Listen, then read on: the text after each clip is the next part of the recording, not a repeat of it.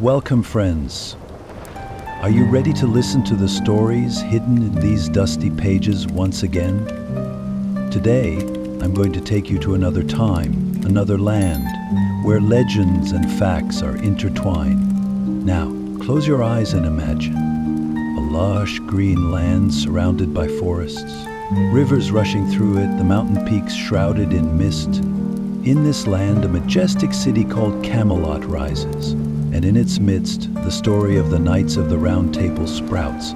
Knights unite to uphold King Arthur's principles of justice and honor. But this is not just a story. It is a saga of loyalty, courage, and passion, sometimes bordering on betrayal. So, what is this round table? Is it simply a piece of furniture, or does it have a deeper meaning? And who are the knights gathered around this table? Today, we will pursue these questions. Let's pick up our swords and step into the land of fairy tales. Are you ready to solve the mystery of the Round Table?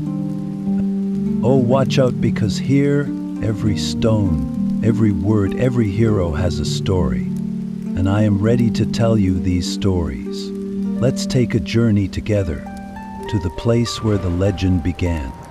Dear friends, now I will once again take you into the depths of legend. This time I will tell you the story of Excalibur, the greatest of swords that changed the fate of kingdoms. Excalibur is not just a weapon, it symbolizes the fate of a king and his devotion to his people. But this majestic sword was not easily won. Listen, and find out how King Arthur came to possess this legendary treasure.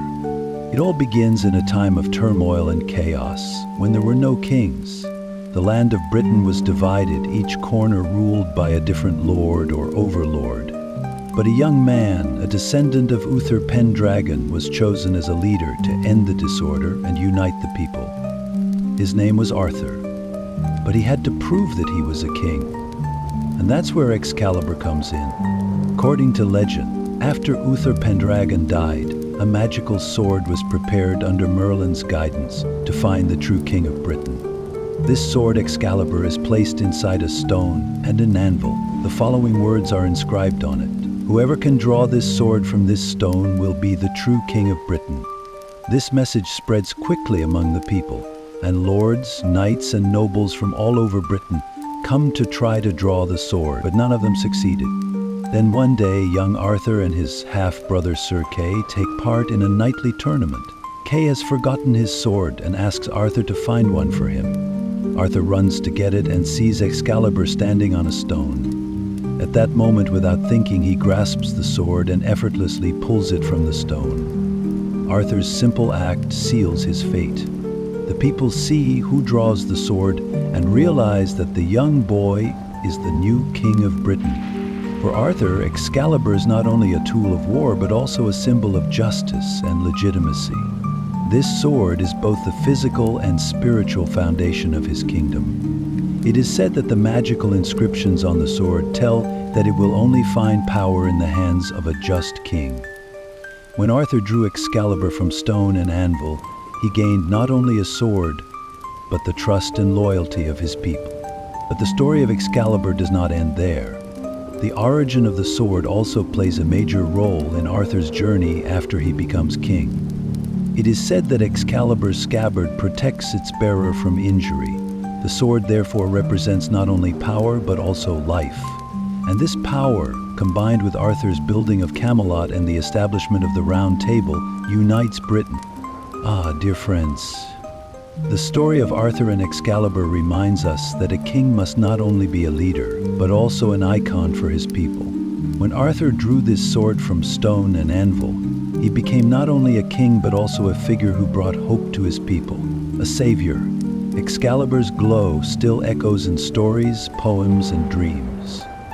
Because this sword symbolizes the destiny of a king, and so it is. The fate of a king is sealed with a stone and a sword. Now friends, let's move on to the next part of our legend and get to know the other heroes of this saga. Dear friends, I will now take you on a journey through the magical halls of Camelot, the legendary kingdom of King Arthur. Our story today is about the creation of the Round Table, a table that is not just a piece of furniture, but a symbol of justice, equality, and unity. But its origins go back long before Arthur's reign, even to the time of Uther Pendragon. The story of the Round Table begins in the shadows of ancient times. Legend has it that when Uther Pendragon was the mighty king of Britain, he often sought the counsel of Merlin.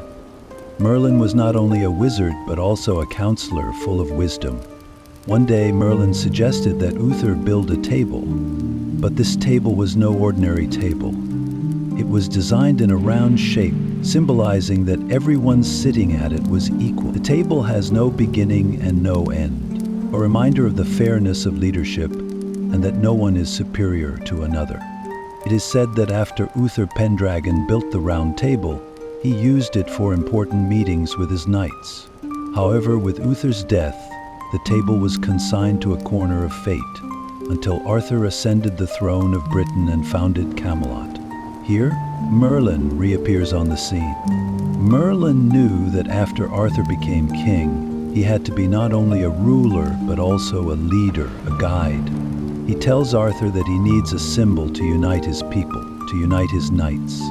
He then unearths the legendary Round Table. When Merlin presents this table to Arthur as a gift, he says, "This table symbolizes the power of justice, not the power of leadership. When your knights gather here, let them remember that they are equal to each other." Power has meaning only in equality. When Arthur first sees the Round Table, he is mesmerized by its splendor. The table is decorated with exquisite carvings and symbols.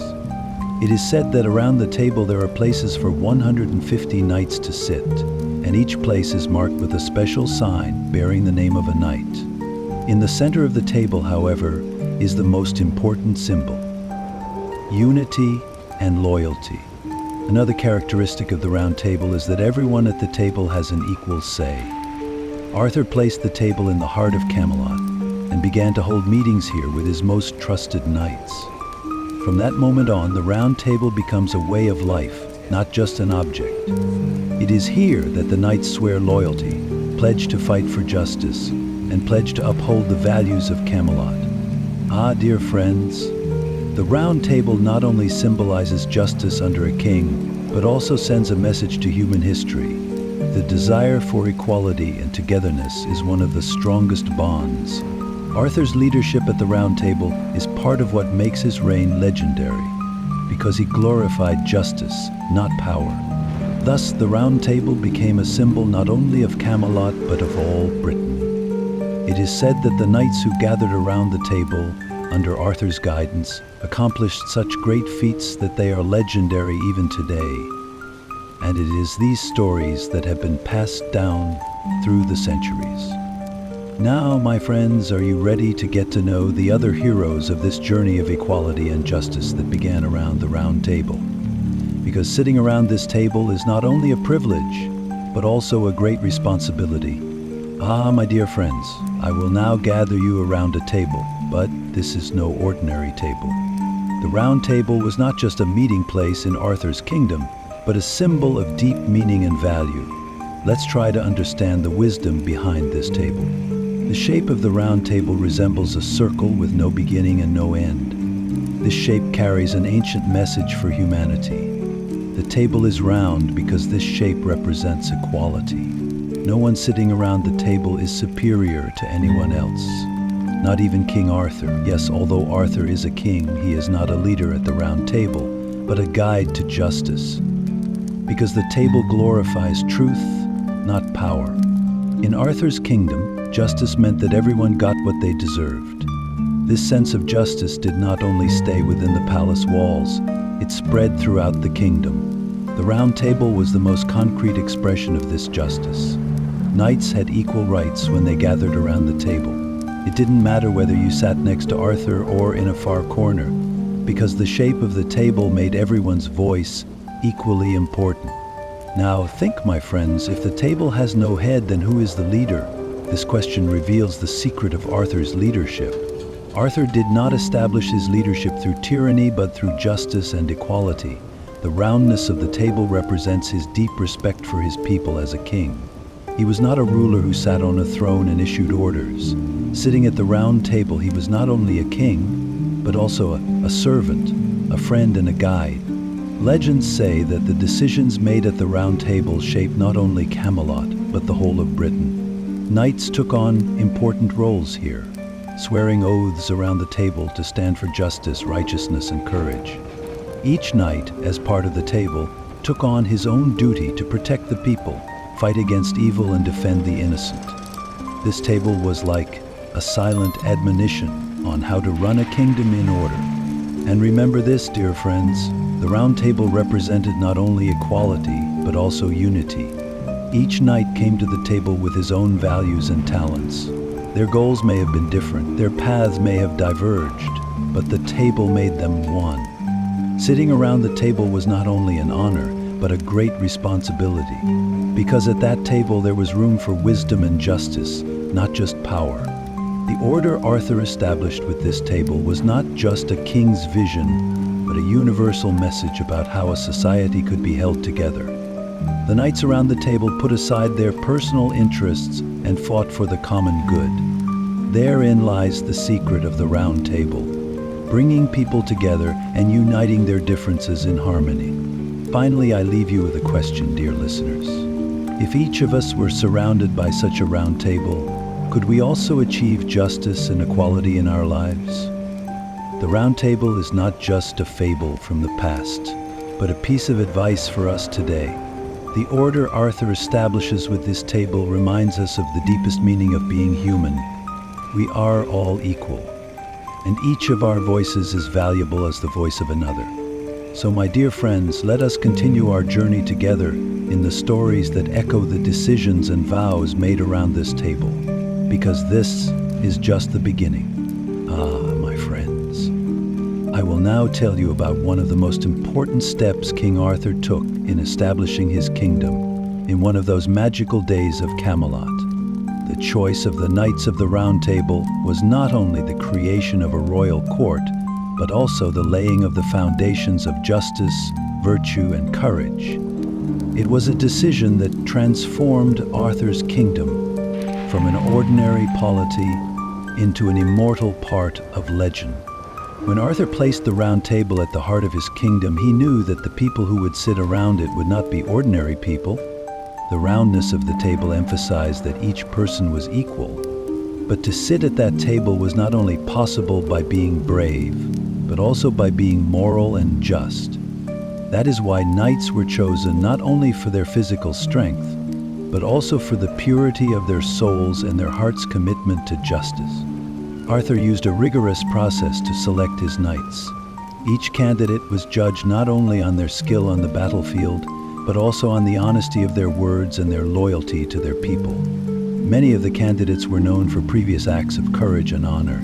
Lancelot, Gawain, Percival, all of them had made their mark in the annals of legend. But to receive this title was not only a badge of valor, it was also a heavy responsibility.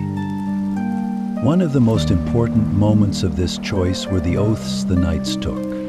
Oh, those oaths, my friends, meant so much more than simple words. When the knights swore allegiance to their king and to each other, they pledged a life dedicated not only to Arthur, but to all of Camelot, and even to the justice and peace of the people.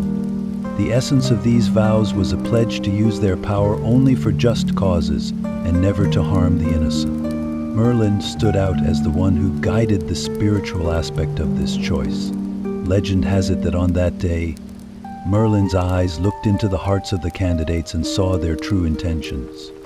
Because a knight sitting at that table could not only be strong, courage, justice, honesty, humility. Without these virtues, one could not be a part of the round table. Once the selection process was complete, the knights sitting around the round table became not just a group of warriors, but a brotherhood bound to each other and to their people. Each knight swore an oath to uphold the values of both the kingdom and the table, and this brotherhood would be one of the forces that would sustain Camelot, even in its darkest days. But dear listeners, sitting around this table was not only an honor, it was also a heavy burden, for each knight had to constantly prove his virtues in order to keep his place at the table. If anyone made a mistake along the way, he would dishonor not only himself but the entire table. That is why the Knights of the Round Table had to live their lives according to high ideals, not only on the battlefields, but also in their daily lives. Finally, let's look at what this selection process meant for the people of Camelot. The Knights of the Round Table were not only the bravest and noblest warriors in the kingdom, they were also a beacon of hope in the eyes of the people.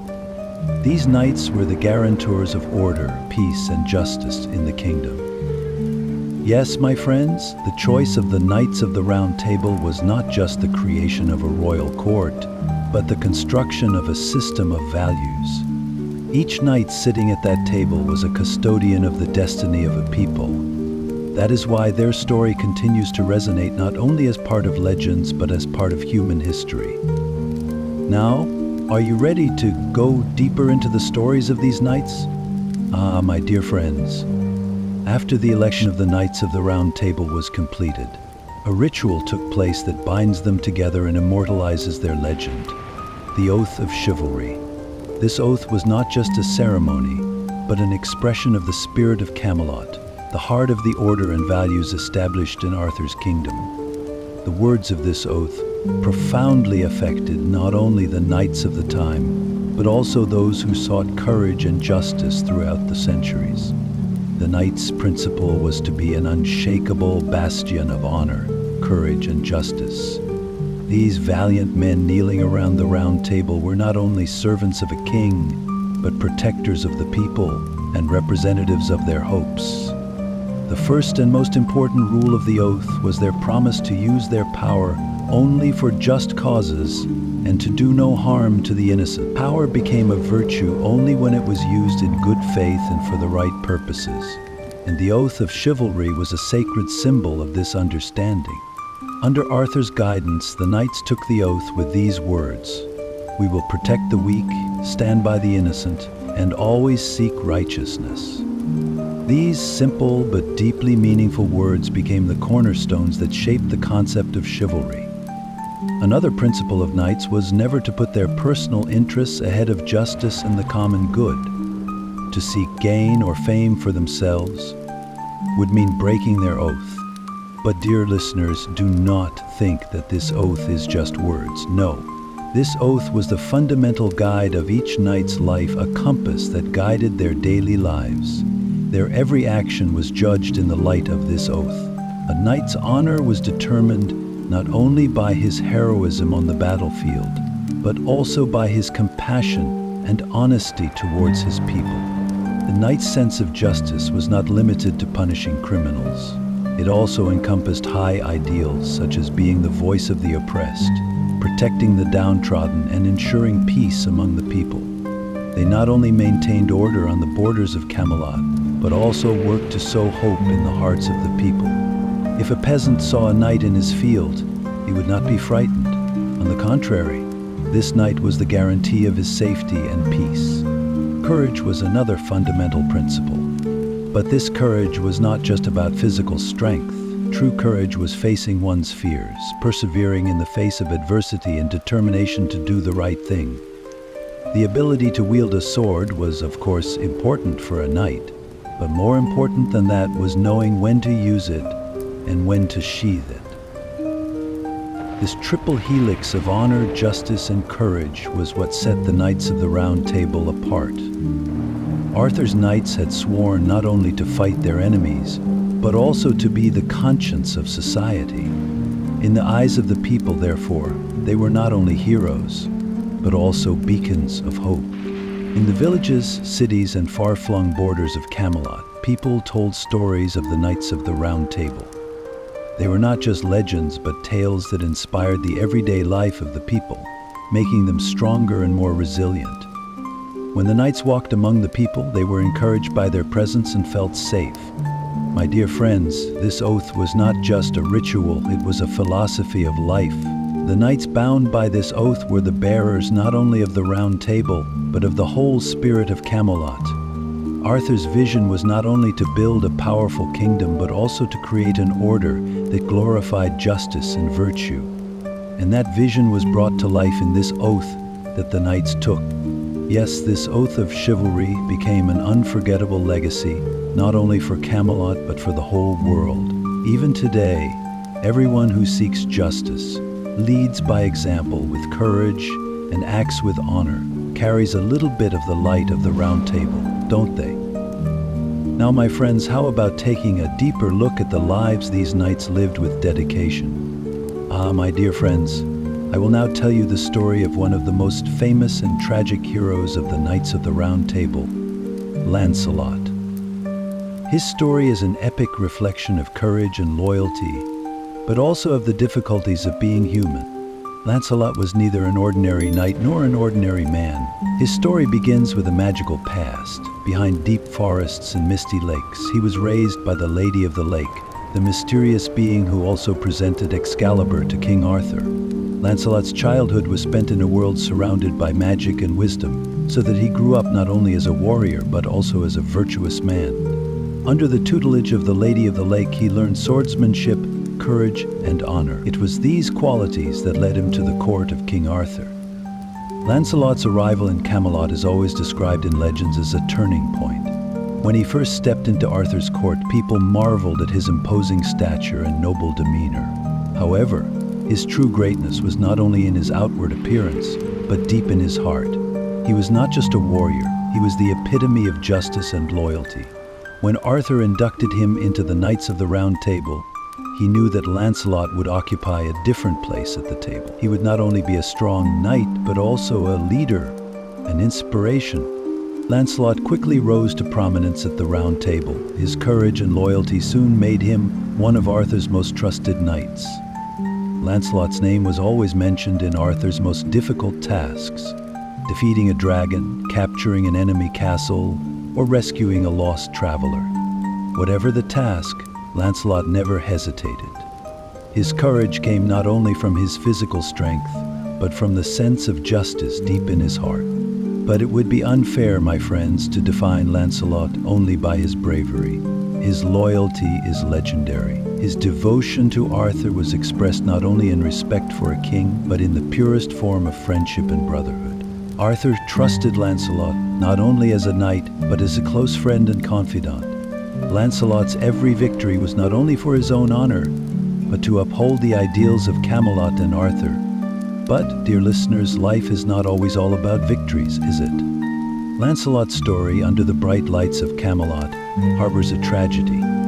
However great his loyalty and courage, it is important to remember that he is only human. The human frailties at his heart make his story complex. However, we will touch on the tragic aspects of this story later. For now, let us remember the light of hope he brings to Arthur's court. Beginning with his arrival in Camelot. Lancelot's arrival at Arthur's court was a turning point not only for the Round Table, but for all of Camelot. His presence became an example, a goal for other knights. With his courage, loyalty, and honor, he became a figure who represented the ideals of the entire kingdom. The people told Lancelot's stories as a source of hope. Children listened to his exploits with a dreamy gleam in their eyes. Yes, my friends, Lancelot's arrival in Camelot was the beginning of a legendary era.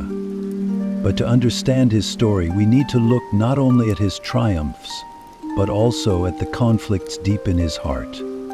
So, let us continue to discover how Lancelot's heroism resonated in Camelot, and what paths his destiny led him down. My dear friends, among the Knights of the Round Table, there's one name that stands out, not just for his bravery, but for the inner struggles he faced, revealing the complexities of human nature: Gawain. He was King Arthur's nephew and one of the brightest stars of the Round Table, but what made him legendary wasn't just his victories on the battlefield. His greatest challenge was one that forced him to question his own virtues and humanity. His encounter with the Green Knight, Gawain's entry into the Round Table, was a moment of great pride for Camelot. As a member of Arthur's family, he was already seen as noble by birth. But his place at Camelot wasn't just about his bloodline. It was earned through his courage and loyalty. When he first joined the Round Table, he was young, eager, and maybe a little reckless. Still, Arthur saw his potential. Over time, Gawain became not just a protector of Camelot, but a symbol of what it stood for. But, my dear listeners, a person's true character isn't revealed in moments of triumph, it's tested in times of hardship. And Gawain's greatest test came when the Green Knight arrived at Camelot's gates out of nowhere. It was New Year's Eve, and King Arthur and his knights were gathered for a grand feast. Laughter filled the hall, stories of heroism were being shared, and the kingdom's peace was being celebrated. Then, suddenly, the doors swung open with a loud crash. A massive figure stepped inside. The Green Knight. Dressed head to toe in gleaming green armor, this mysterious knight was both intimidating and mesmerizing. The giant axe he carried and the way he stood with unwavering confidence sent a wave of silence through the hall. He announced that he was looking for a challenger. But his challenge was unusual. A knight could strike him once, but in return, the Green Knight would deliver the same blow exactly 1 year later. The knights of Camelot exchanged uneasy glances. This wasn't an ordinary duel. It was a dangerous and bizarre bargain. Even King Arthur hesitated. But before anyone else could act, young Gawain stepped forward. He wouldn't let his uncle Arthur be shamed, and he was determined to uphold Camelot's honor. Without hesitation, Gawain struck the Green Knight with a powerful blow, chopping off his head. But here's where things took a strange turn, my friends.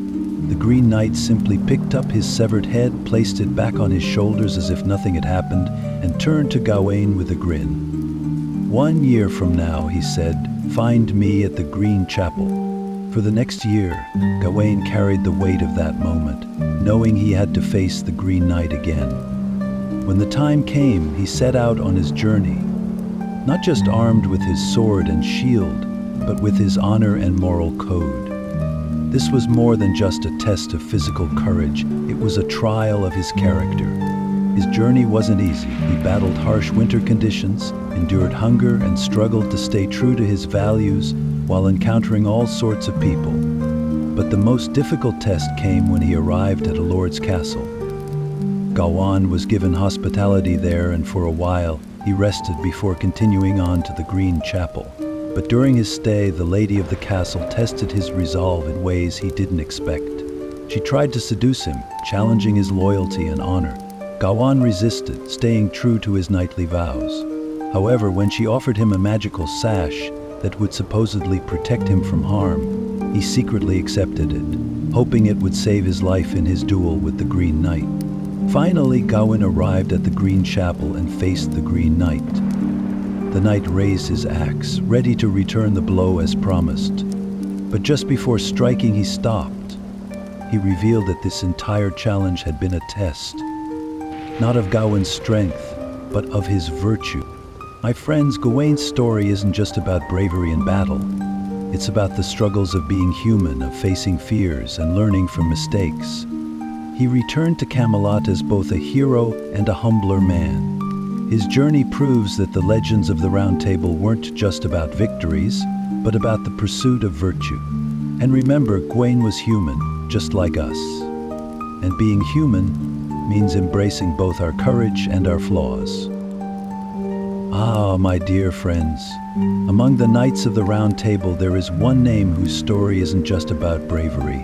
It's about a pure heart and a soul untouched by darkness. That name is young Percival. He didn't come to Camelot with noble blood, nor did he build his legend through battles and war. Percival's story is a journey into the depths of the human soul. His quest for the Holy Grail teaches us the power of faith and innocence. Percival was born beyond the mountains, deep in the quiet forests. His father had once been a knight of the Round Table, a great warrior who fell in battle at a young age.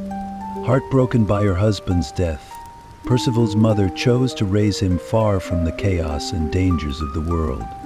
She kept him away from knights, war, So Percival grew up in nature, untouched by corruption, believing the world was nothing more than the peace of the woods and the songs of the birds. But one day, something happened that changed his life forever. As he wandered through the forest, he came across a group of knights in shining armor. Their helmets gleamed in the sunlight, their elegant horses carried them with grace, and to Percival they looked like gods. He had never seen such majesty before. Overcome with curiosity, he asked, "Who are you?" One of the knights smiled and replied, "We are the Knights of the Round Table, and we serve King Arthur." Those words lit a fire inside Percival. From that moment on, he had only one dream: to join the Round Table and become a knight. Percival's journey to Camelot was anything but easy. His innocence was both his greatest strength and his biggest weakness. Some people tried to take advantage of his naivety, while others saw his pure heart and chose to help him. When he finally arrived at Camelot, he was in awe of the grand hall and the noble knights gathered around the Round Table. Standing before King Arthur, he simply said, "My lord, I wish to become a knight." Arthur saw the determination in his eyes, the purity in his heart. Merlin too sensed that this young man was destined for something great. And so, Percival was welcomed into the Round Table. But my friends, Percival's greatest adventure began when Arthur sent his knights on a quest to find the Holy Grail.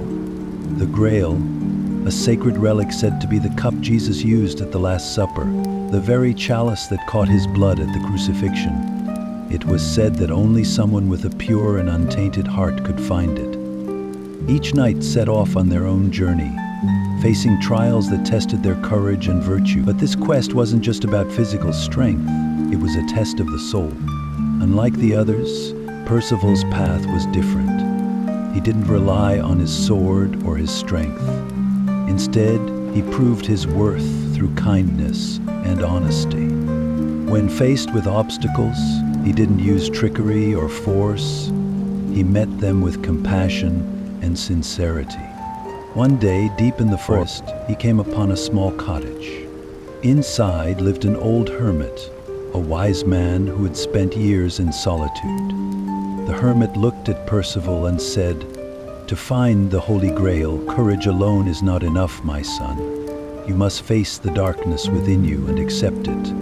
Only then will you be filled with true light." Those words stayed with Percival as he continued his journey.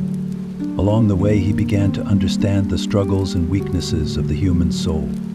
In one village, he fed the starving. In another place, he encountered a beast, but instead of slaying it, he spared its life, allowing it to return to the wild.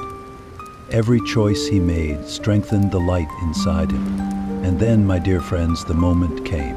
Percival reached the peak of a misty mountain where a soft, glowing light awaited him.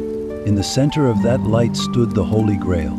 Tears welled in his eyes. This was not just a prize, it was a blessing. As he held the Grail in his hands, he felt something powerful, the recognition of his purity, his faith, and his love for humanity. When Percival returned to Camelot, he wasn't just seen as a knight. He was welcomed as a symbol of wisdom and virtue. His journey reminded the Knights of the Round Table of something crucial.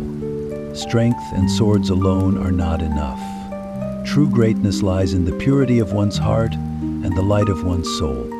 Ah, my young friends, we may not be searching for the Holy Grail, but each of us carries a light within that we must find. And that is what Percival's story teaches us. If we can hold on to the purity within us, we will have found the greatest treasure of all. Ah, my dear friends, the fate of a people isn't shaped just by the sharpness of swords, but also by wisdom and foresight. And that's where we must turn to the deepest secrets of Camelot. Secrets that lie within the wise gaze of Merlin. His name, though lost in the dusty pages of time, still echoes in our ears. Merlin, the sage advisor, and once Arthur's most loyal friend. But he wasn't just a sorcerer, he was a guide, a force like a river shaping the flow of the future. Merlin was part of Arthur's life before he was even born. He possessed such deep wisdom and foresight that people once saw him as almost godlike. But Merlin's story goes beyond magic. It's a journey into the depths of the soul. He followed a path of knowledge even he couldn't fully comprehend. Time itself seemed to flow in an unknown current, and Merlin watched it carefully, foreseeing the journeys of gods, legends, and heroes. Merlin first saw Arthur when he was just a boy and immediately recognized his potential. Arthur was different from other children. He carried within him the spirit of someone who could bear the weight of the world, but that wasn't something easily seen at a glance. Merlin had a vision, not just of Arthur as a leader, but as a king. He saw Camelot's bright future in the very essence of Arthur. That's when Merlin gave Arthur his first test. Before becoming king, he had to understand the true meaning of his crown. When the time came for Arthur to claim Excalibur, his legendary sword, it set him on a path, a journey toward Camelot and the Round Table. Merlin knew that this journey carried immense meaning. The Round Table wasn't just a piece of furniture. It was a vision, a philosophy, a symbol of justice and equality. But the world wasn't ready for that vision just yet. The Round Table would come to represent Arthur's future, but Merlin didn't just help create the symbol. He shaped the values that each knight would carry in their hearts. Arthur's leadership was molded by Merlin's wisdom, and every knight who sat at that table would embody justice, courage, and loyalty. Merlin didn't judge them by their physical strength, but by the purity of their hearts. One day, as Arthur grew into his role, Merlin shared a prophecy with him. He said, "Arthur, the greatness of your kingdom will not be defined by your sword alone, but by your understanding of the deepest fears, desires, and hopes of your people. The Round Table will stand, not because of victory and power, but because of the trust and loyalty of your people. But beware, every leader faces a test, and yours will come. The world will believe in you, but a force will rise to shake that trust." Arthur always listened to Merlin's words, but as a young man, the weight of prophecy sometimes unsettled him. Merlin reminded him, "Prophecies don't dictate the future, Arthur. They prepare you for it. Every kingdom rises and falls in time. Your duty is to guide your people through that journey the best way you can." And time would prove Merlin right. Arthur's kingdom flourished in an age of great peace, but just as Merlin had foreseen, dark days came as well. Through it all, Merlin remained Arthur's guide and protector. The Round Table wasn't just a seat of power. It was a testament to the people's trust in their king. But keeping that trust required more than just strong leadership. It required making the right choices at the right time. One of the greatest lessons Merlin ever taught Arthur was this: always observe the flow of the river and learn to move with it. Resisting the current could lead to disaster. But sometimes, to change the course of the river, one must find the right path. And when the time came, Arthur sat at the Round Table and called Merlin to his side with one final question. "Merlin, with all these prophecies and warnings about the future, tell me this: how can I best serve my people?" Merlin looked at him with wise, knowing eyes and said, "Arthur, prophecies are only a compass, but the true path lies within your heart and in the eyes of your people.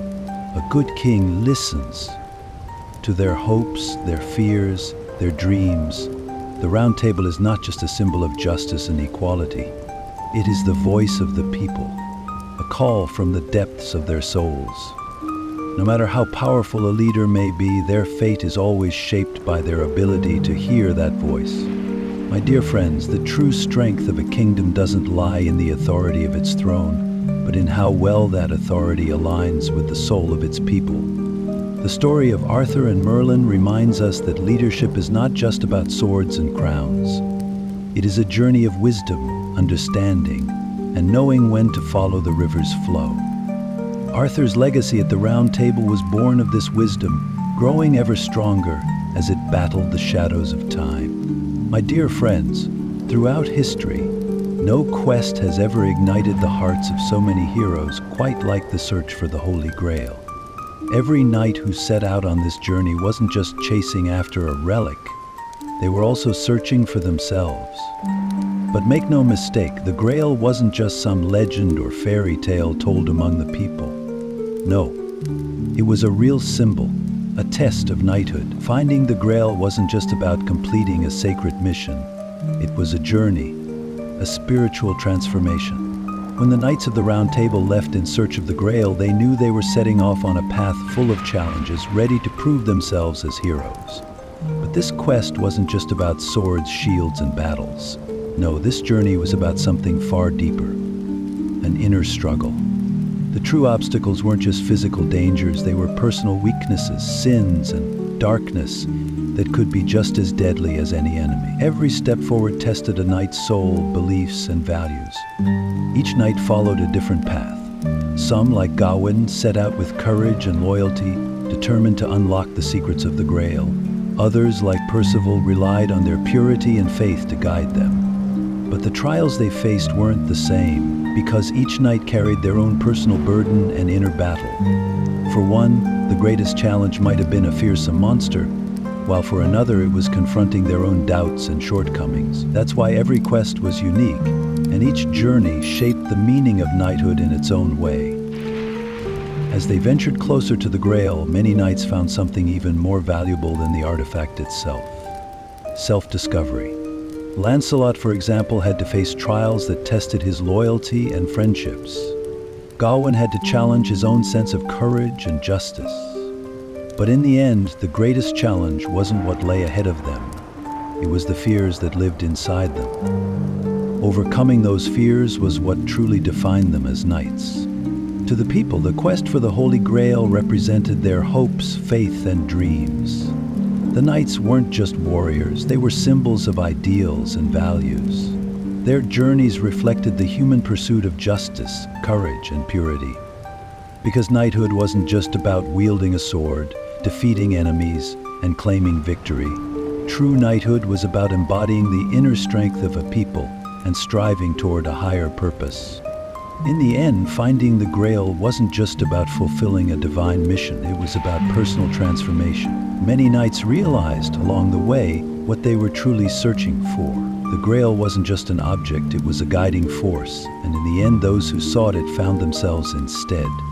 Even those who never laid eyes on the Grail still gained something priceless, a sense of spiritual growth and self-discovery. My dear friends, the search for the Holy Grail was a reflection of the human heart's deepest desires, fears, and ambitions. This legendary quest wasn't just about the knights. It was about all of humanity and its endless pursuit of something greater.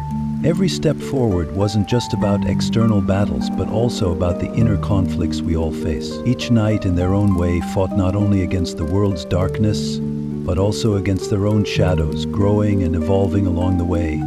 And while not every journey ended in victory, they all left a mark on the soul. Whether or not the Holy Grail ever truly existed isn't the point. What matters is the impact of the search itself and the transformation it brought to those who pursued it. Knighthood was never just about completing a quest. It was about constantly striving to grow, evolve, and become better. And throughout this journey, there were losses, there were triumphs, but above all, there was growth and change. And so, my dear friends, never forget, finding the Holy Grail was never really about holding a golden cup in your hands. Maybe the real Grail has always been within us, hidden in values like goodness, loyalty, and justice. That, in the end, was the greatest and most noble quest of all. Thank you for listening, my friends. And as long as you have time, keep reflecting on these journeys and the values they teach. Because in our own way, each of us is on a quest to find our own Holy Grail.